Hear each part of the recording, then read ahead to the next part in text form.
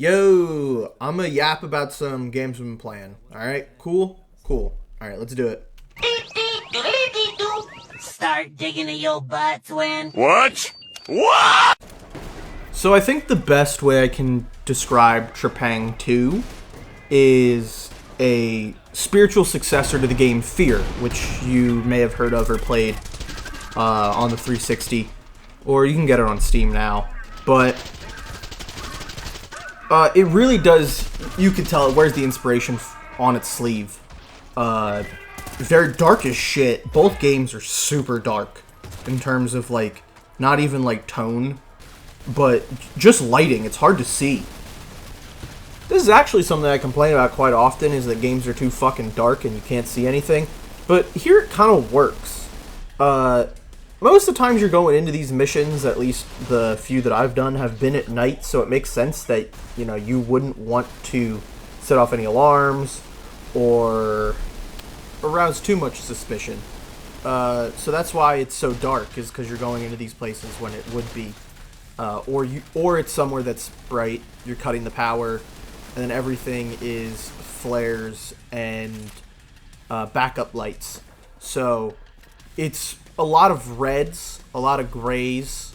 Again, this is what I've seen so far. This game might be very colorful, adding like greens and blues and stuff, but like right now it's just a lot of black and red.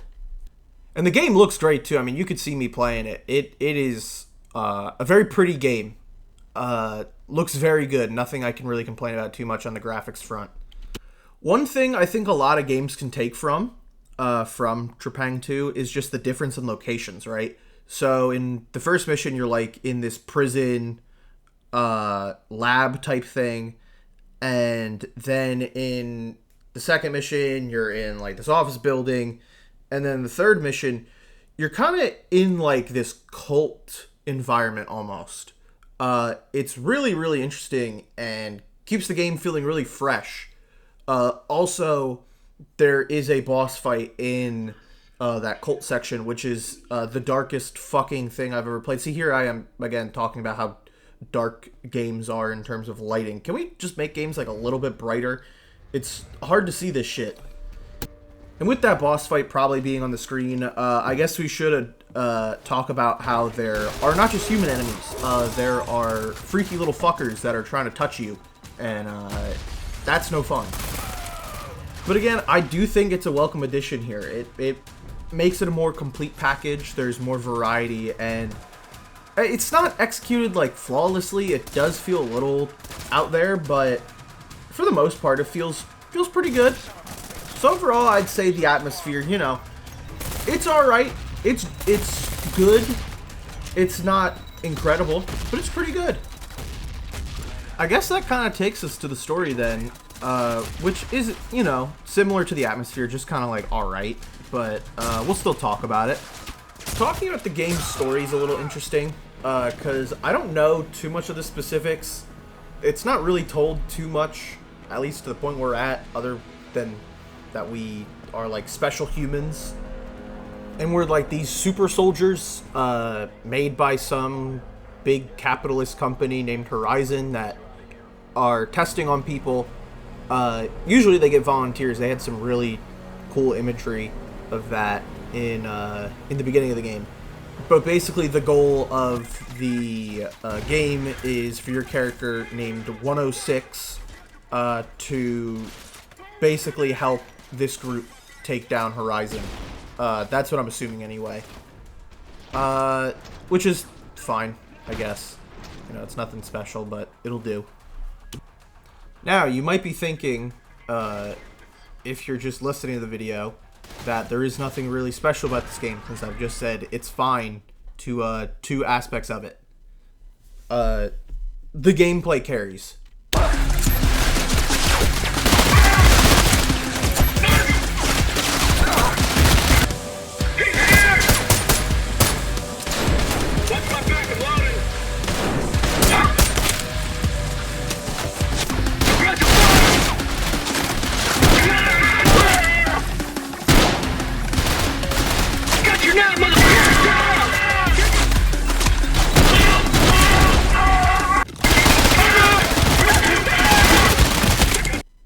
Now, there's something you need to understand.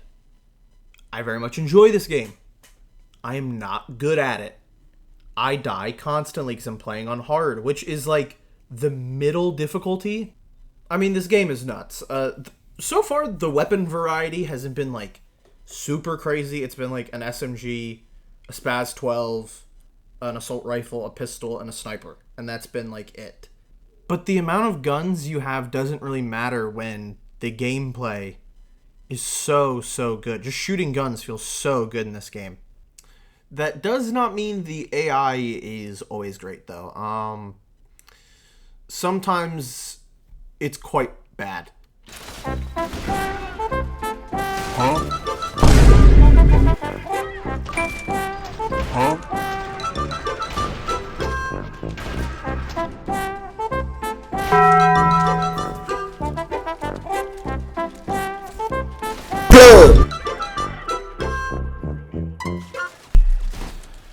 All in all, I think this is a game that really lets you be creative with the systems that they provide for you. For example, obviously you've seen throughout the footage, I'm slowing down time. That's one of my little special abilities, and turning invisible. But on top of those, you know, the grenades, the sliding and movement, grabbing enemies and throwing them. There's a lot of tech here that really can be used in creative ways.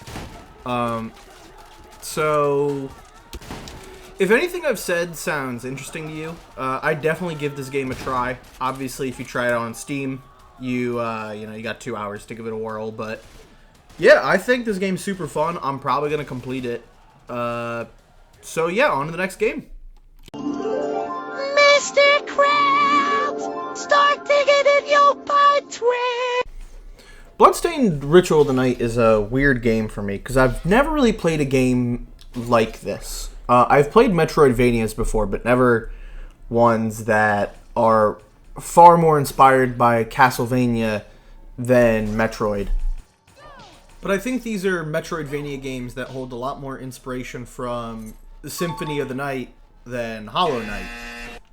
Setting of this game, if you could believe it or not, seeing that this is made by some of the old devs of those PlayStation Castlevania games, is in a fucking castle. And seeing as most of the game does take place in this castle, the atmosphere, you know, is very castle-y. I don't know how to fucking describe it. It looks like a fucking castle, I guess. But it's pretty cool. The game looks great. Very colorful, beautiful looking game, especially when you get into more of the blues, purples, and reds. There's this weird fucking enemy here. I don't know what it is, but yeah, I think this game is pretty good looking. I love the character design too. I think all the characters look really cool, and all their costumes look sick as hell. So yeah, all in all, I'm liking what I'm seeing out of Bloodstained, at least in the graphical department, and where the game takes place. The story of this game is also pretty interesting, actually. It's about these things called Shardbinders. Now, what a Shardbinder is it is a human with a demon crystal like embedded in them. And we play as a Shardbinder named Miriam. And the main conflict of the game is basically our brother's wilding out. He's crashing out, trying to fucking destroy everything. And we have to stop him. And we get like caught up in some like political bullshit along the way with the church and the alchemists that made us Shardbinders in the first place.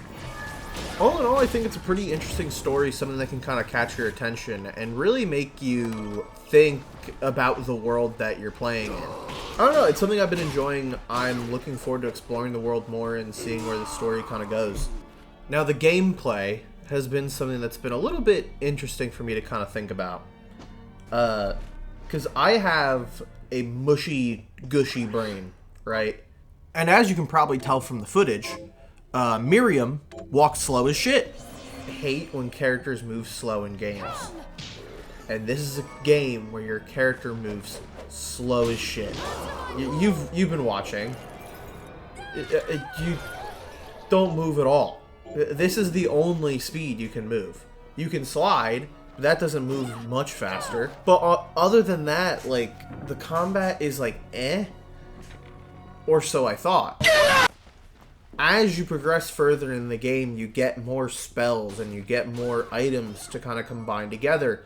And then you get shortcuts so you can quickly change what items you have and what spells you have equipped on the fly. And it makes for some really interesting combos and really interesting mechanics that can really have a lot of depth. And I'm really looking forward to seeing how the depth grows as I continue to play this. Also, a little aside, recently I got a Steam Deck.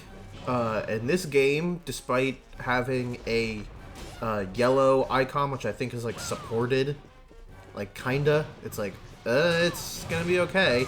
This game plays great on the Steam Deck. It runs incredible, and the controls just make sense for it. So, if you have a Steam Deck or anything like it, highly recommend this game for it, for sure. I also keep getting, like, the urge to come back to this game, even though Miriam's slow-ass walk makes me want to jump off my balcony. I don't know, I just really like exploring this, like, castle and just seeing what's next for it and where what I'm gonna find. I can't talk, holy shit. But yeah, I don't know, highly recommend these two games. At least give them a shot. Obviously, if you're on Steam, you have no excuse to not just try them for 2 hours and then refund it. But yeah, I would highly recommend it. On a different note, as I've said before, I'm kind of new to all this video making stuff, so I'm kind of figuring out as I go. So if anyone has any constructive criticism, please let me know. I know these videos aren't probably the best, but I appreciate you watching. I look forward to it, like, in improving and seeing where I'm at in a few weeks or months. But yeah, anyway, see ya. They don't say congratulations, but you know they watch that shit. I ain't even gonna get